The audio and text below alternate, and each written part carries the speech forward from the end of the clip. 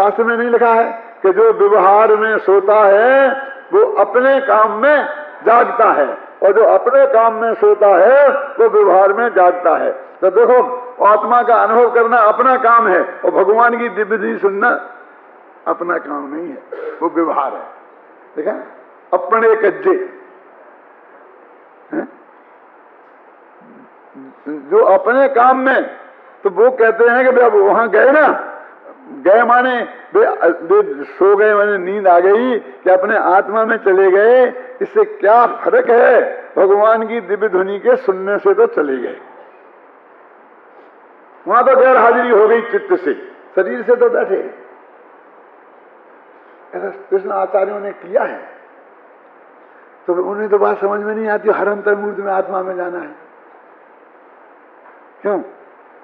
तो हजारों बार भगवान के समोसन में बैठे बैठे वे आत्मा में चले जाते हैं, तो उनका विषय का क्रम टूट जाता होगा ना, तो समझना, वो टूट जाती होगी ना बात।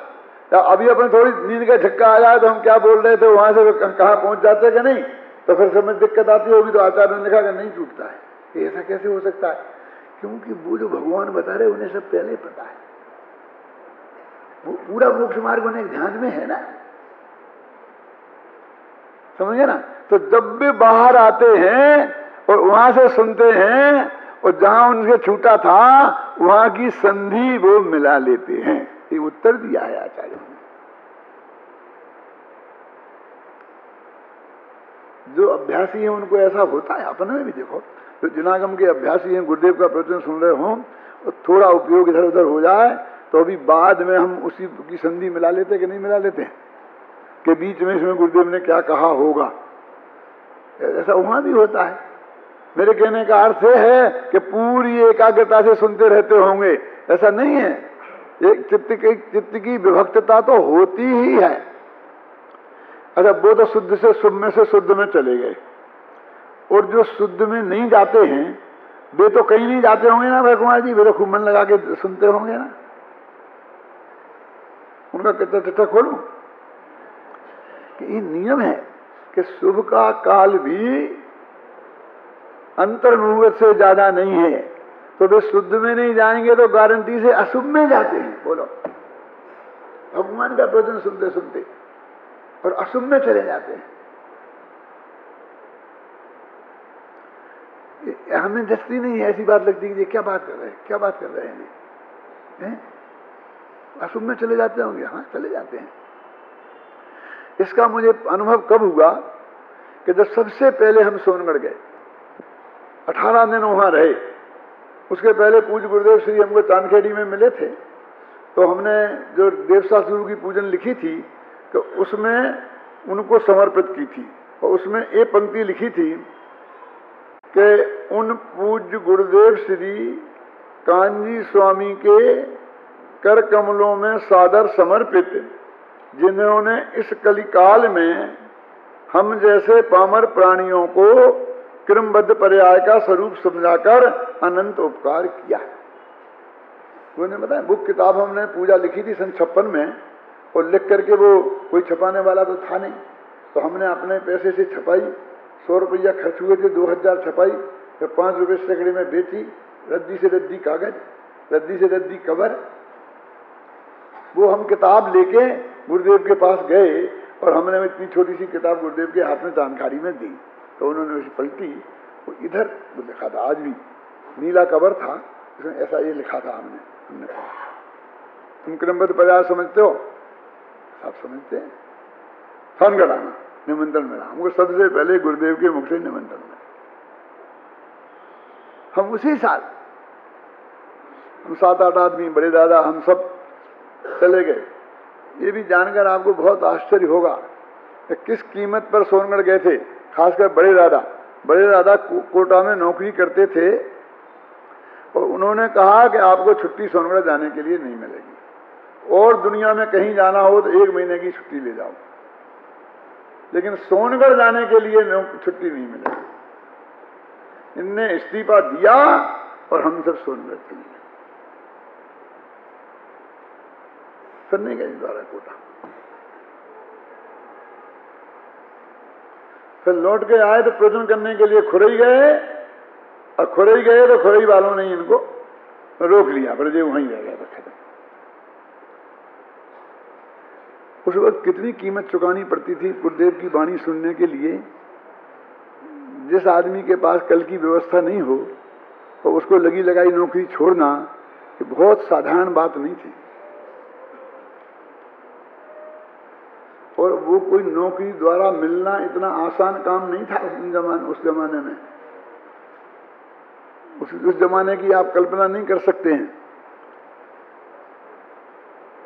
तो मैं आपसे बात कह रहा हूं कि जब हम वहां गए तो मैं अशोकनगर में प्रवचन करता था, जिसके लिए मैं सुनाया, तो गुरुदेव की वाणी में जो बात आती थी, रामजी भाई जो समझाते थे, तो मुझे बीच बीच में ये विकल्प आ जाता था कि मैं ये जाकर के ऐसा ही का ऐसा अपनी सभा में अशोकनगर में सबको समझाऊंगा।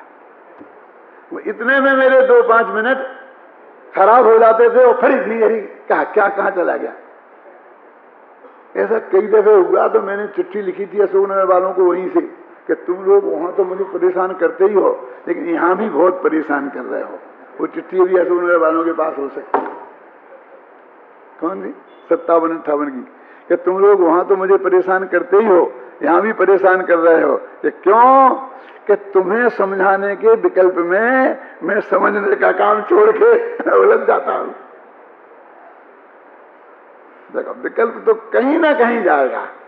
वो तो बहुत मालूम अच्छी जगह गया, नहीं तो कहीं ना कहीं खोटी जगह जाता।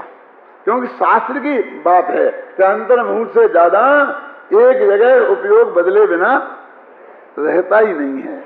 लेकिन आपका अभ्यास होगा तो आप संधि बैठा लेंगे, आगे पीछे पढ़ेंगे तो संधि बैठा लेंगे, घर पर स्वाध्याय करेंगे तो संधि बैठा लेंगे।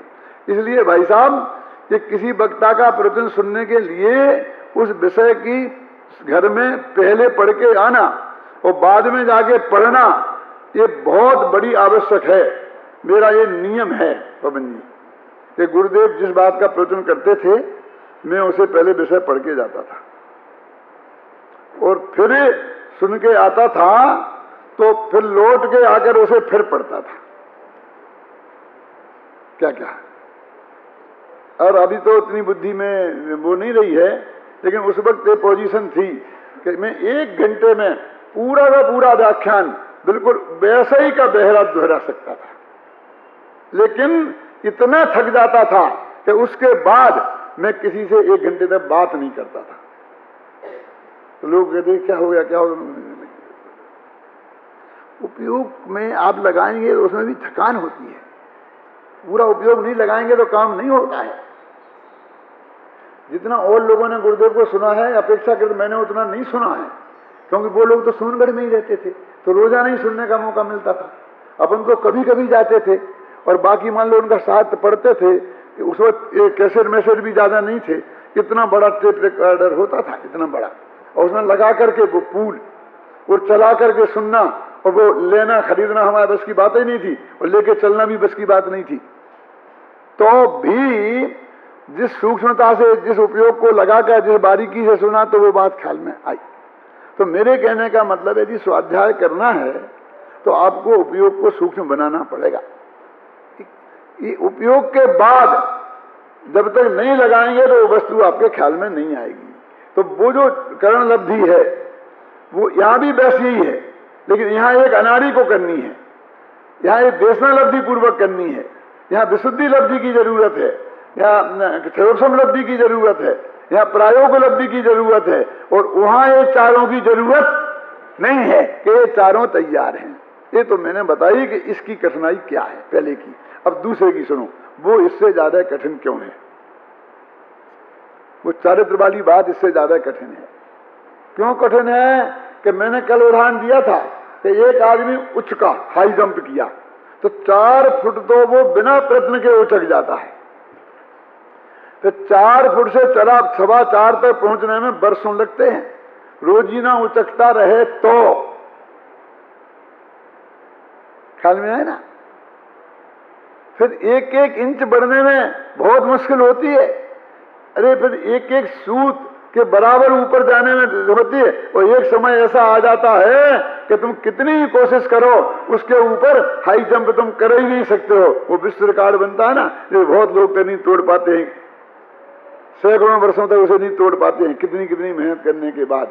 तो अब ज्यों ज्यों आप ऊपर गए ना चारित्र में, तो परिणामों की गंभीरता और गहराई के लिए वहां प्रैक्टिस की जरूरत बहुत है।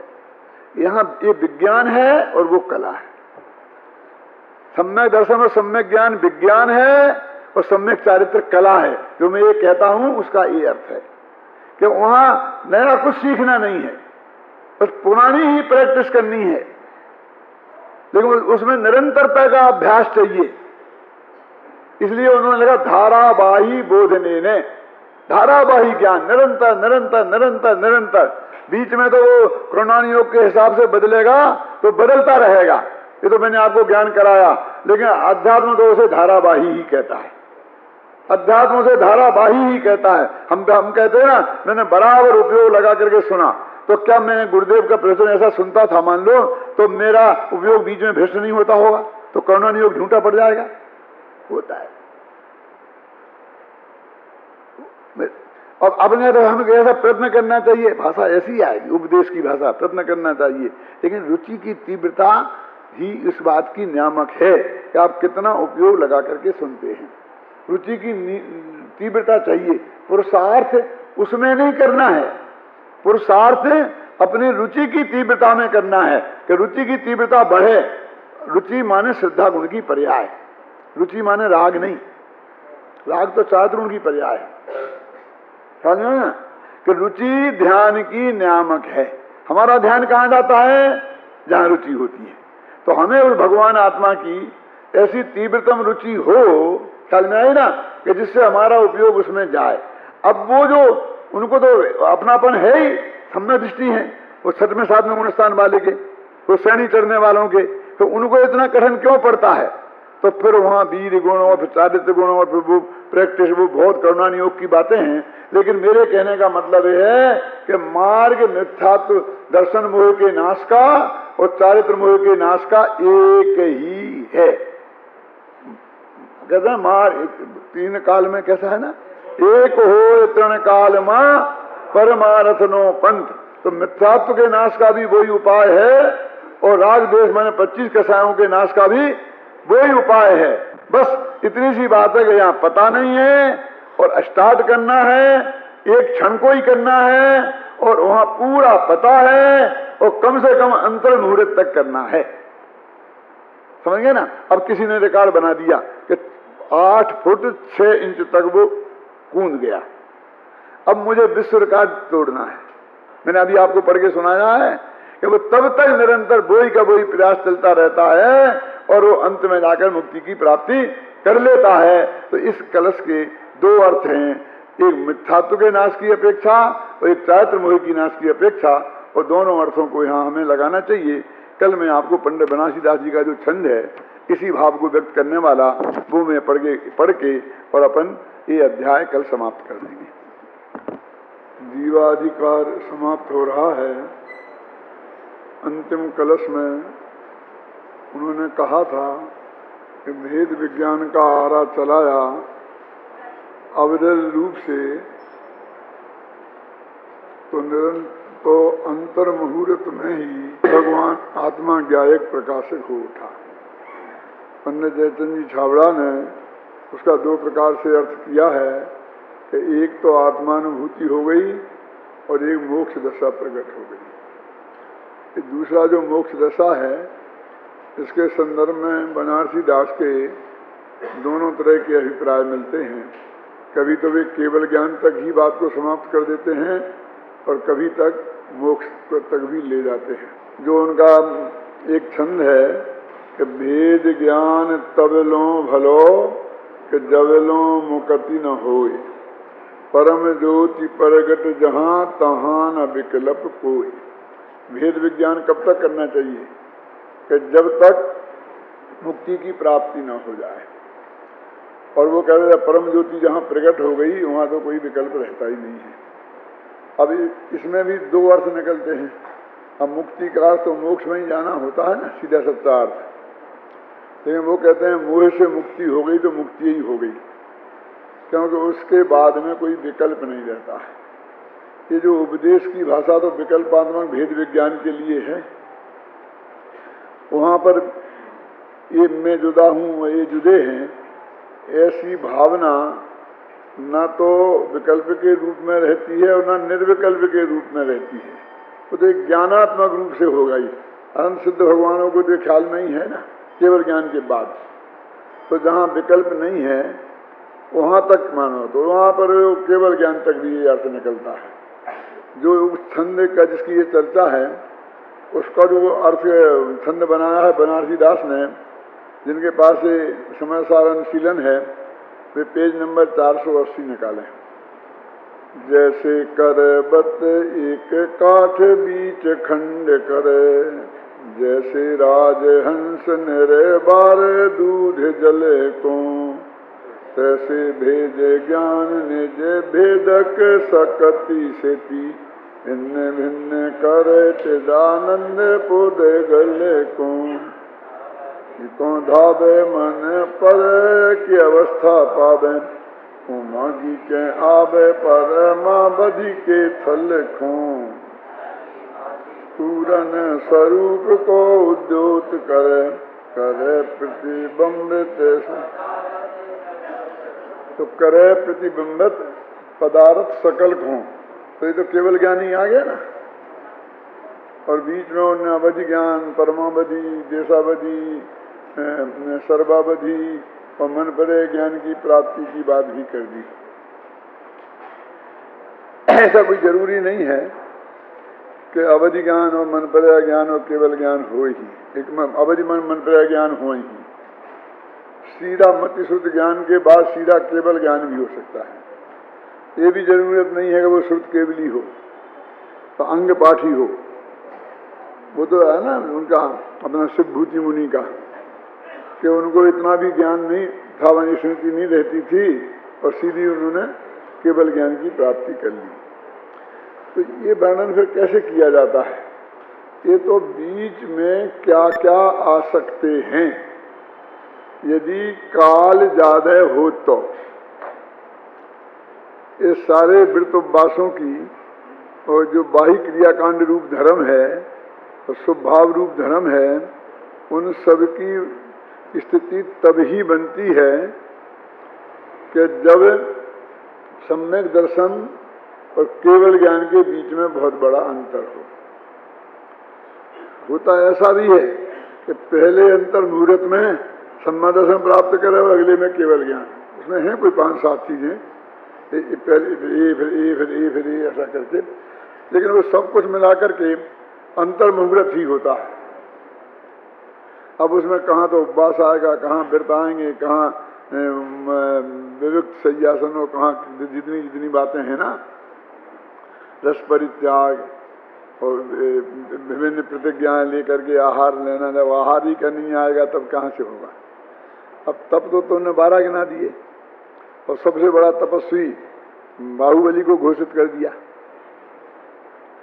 अब बाहुबली के अमोदरी कहाँ था? वृत्ति परिसंख्यान कहाँ हुआ? रस परित्याग को तो कह दो कि रस छोड़ ही देते सब, खाने नहीं खाया तो। लेकिन वृत्ति परिसंख्यान तो जो है जब आहार लेने जाए तो विभिन्न प्रकार की प्रतिज्ञाएं लें। एक आसन का अर्थ आप समझते ही हैं। तो ये तब कहाँ थे? अब विविक्त सय्यासन माने सोना उठना बैठना बिल्कुल अत्यंत सावधानी पूर्वक, तो उठना बैठना था ही नहीं। तो 12 तब तो उनके थे ही नहीं। कैसा वो सबसे बड़ा तप तो था ना। स्वाध्याय तप कहाँ था? विनय कहाँ था? है ना, अंतरंग की बात कर रहा हूं मैं। भैया वृत्ति कहाँ थी? किसके पैर दबाए थे, किससे दबवाए थे? निश्चय से तो सभी घटित हो जाएंगे, लेकिन जिन पे हमने इतना तूल दे रखा है और जिनको धर्म के रूप में हम इतनी स्थापना करना चाहते हैं और जिनके लिए हम स्टेज पे बुला बुला करके पुरस्कृत करते हैं, 10 उपवास करने वालों से को एक भी उपवास नहीं करने वाले से पुरस्कृत कर देते हैं। वो पुरस्कार देने वाला बन जाता है और वो लेने वाला बन जाता है। तो आप कहेंगे वो सबसे बड़ा ध्यान तो था, तो ध्यान भी कहाँ था? होता तो अंतर्मुख में केवल ज्ञान हो जाता, पूरा नहीं था। ध्यान बिल्कुल नहीं था, ये मैं नहीं कहता हूं, समझ में आया ना। और भरत चक्रवर्ती के 48 मिनट में के भीतर भीतर ही केवल ज्ञान हो गया ना, दीक्षा लेने के बाद। एक उपवास करना हो तो कितने समय में हो सकता है? 2 उपवास करना हो 2 दिन, 3 उपवास करना हो 3 दिन में, 1 महीने के उपवास करना हो तो 30 दिन में, है ना। अब मैं पूछता हूँ जरा गणित में लगा के बताना मुझे, एक उपवास करना हो तो कितने दिन में पूरा हो जाएगा? इसमें एक उपवास हो तो कितने दिन? एक उपवास हो 1 दिन, 1 दिन तो 24 घंटे का होता है ना, तो 24 घंटे में हो जाएगा उपवास। 24 घंटे तो 1 दिन और 1 रात में ही पूरे हो जाते हैं। जिस दिन का उपवास करेगा वो अष्टमी का, तो सप्तमी की रात को खाएगा वो, और अष्टमी की रात को खाएगा ना, तो 36 घंटा तो वैसे ही हो गए। ऐसा लिखा है शास्त्रों में कि उसे सप्तमी का करना चाहिए एकासन और नौमी का करना चाहिए एकासन, तो अष्टमी का उपवास है। तो 48 घंटे हो गए। तो ऐसा है, ऐसा नहीं है कि बराबर सप्तमी का एकासन करे तो शाम को 5 बजे खाए और नौमी का बराबर पूजा पाठ निपटा करके 8 बजे ही ठोक दे। ऐसा नहीं करना। ये 12 बजे के पहले खा ले और फिर उसी टाइम पर नौमी के दिन द्वारा खा एक आसन में, तब वो 48 घंटे पूरे होंगे ना। तो एक उपवास करने में 48 घंटे कम से कम चाहिए, और केवल ज्ञान प्राप्त करने के लिए 48 मिनट भी की जरूरत नहीं है।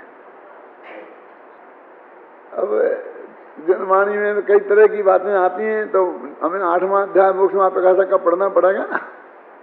हम सम्मेद शिखर जाते हैं तो एक एक टोंक की वंदना का कितना फल है, तो लाखों उपवास से कम तो किसी का है ही नहीं,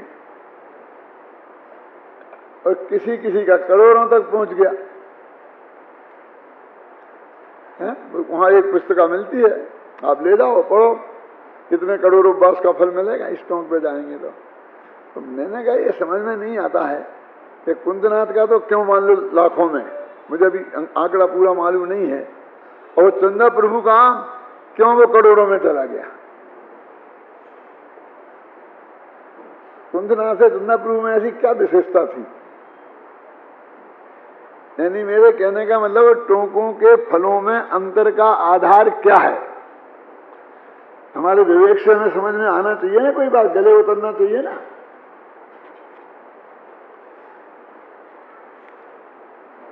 तो वो उनने सोचा कि देखो ये बनिया है, बिना लोभ के, बिना उसके धंधे सौदेबाजी के बिना काम नहीं करता है।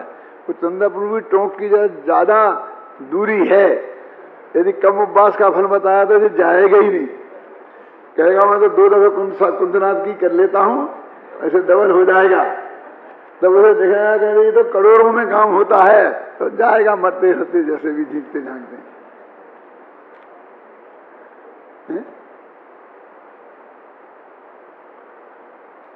ये कवि ने लिख दिया ना कि वो घर से चलते ही सहस्र फल और सहस्र फल और लखा फल दर से और कोड़ा कोड़ी अनंत फल, जो चरण पर स्पर्श से मैं चरण छू ले कोड़ा कोड़ी अनंत फल, कितना कितना ठोका है। अभी देखिए, इससे वो टोंक की महिमा बढ़ी कि नहीं बढ़ी ये तो आप जाने, लेकिन उपवास की महिमा वो जरूर कम हो गई। क्यों? क्या अभी यूनिट तो नक्की किया नहीं है क्या, तो कितना फल है, और टोंक की वंदना का मैं क्यों फिर जिंदगी भर उपवास के, ये सारी जिंदगी में भी उतना उपवास नहीं कर पाऊंगा जितना एक टोंक की वंदना करने से होता है। तो एक टोंक की वंदना कर लूंगा और जिंदगी भर छुट्टी। मैंने वहां से यूनिट नक्की करें तो अभी तक इतना गुणा, तो उल्टा देखो भगवान जी, तो उतना भाग हो जाएगा ना कि उपवास का फल कितना। कुंदनाथ की टोंक की वंदना करने से 1 करोड़ भाग, इतना कम गुणा में हमें अधिक दिखता है ना, और भाग में उतना उससे कम दिखेगा।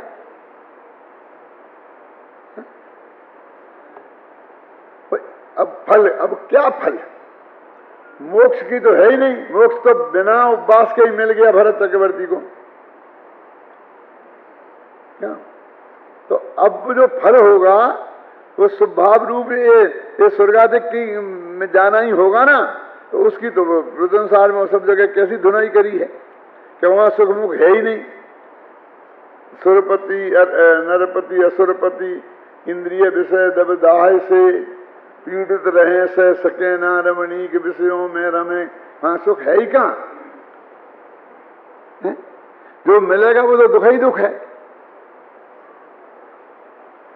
तो वो जो कथन है वो सब अत्यंत स्थूल व्यवहार नए के हैं। और मुझे तो लगता है कि वो 4 नए में कौन से व्यवहार नए में डालें, उसे कोई 5वां व्यवहार नए निकालना पड़ेगा और उसमें डालना पड़ेंगे। और हम उन सबको आगम प्रमाण लेकर के बैठ जाते हैं। हमारे लिए तत्वार सूत्र समय सार, अरे वो जो लिखी हुई पंक्तियां हैं जहां जिसने जैसी लिखी हैं उन सब एक से ही आगम प्रमाण है। तो आगम प्रमाण के बिना भी काम नहीं चलेगा, आगम के बिना भी काम नहीं चलेगा, और आगम में विवेक के बिना भी काम नहीं चलेगा।